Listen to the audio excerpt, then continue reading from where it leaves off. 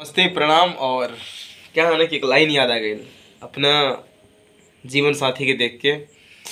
हाँ, ये फाटल करे जा सियल कैसे जाए, कि फाटल करे जा सियल कैसे जाए, दर्द लेके दिल में, दर्द लेके दिल में हजियल कैसे जाई,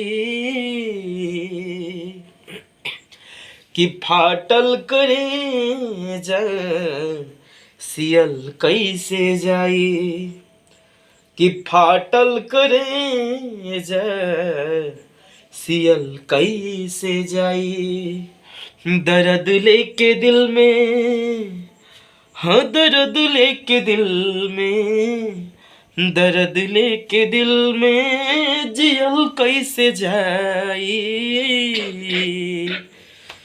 कि फाटल करे जा सियल कैसे जाई, फाटल करे जा सियल कैसे जाई।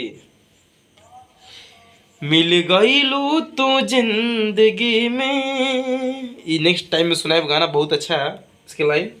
और तब तक के लिए और ऐसी प्यार बना के रखिए जा। गानवा के लाइन में बहुत अच्छा लगेला, फिर से सुन लो एक बार ये लोग। कि फाटल करे जा सियल कैसे जाई, गिरा मत, कि फाटल करे जा सियल कैसे जाई, दर्द लेके दिल में, दर्द लेके दिल में अजयल कैसे जाई,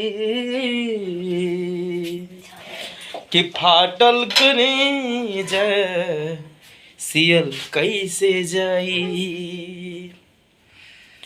अच्छा लगे तो वीडियो को लाइक करिए जा और सब्सक्राइब करना बोले अभी सूरज किंग। 5 किलो। हाँ 5 किलो। हाँ 5 किलो। अरे जय हो।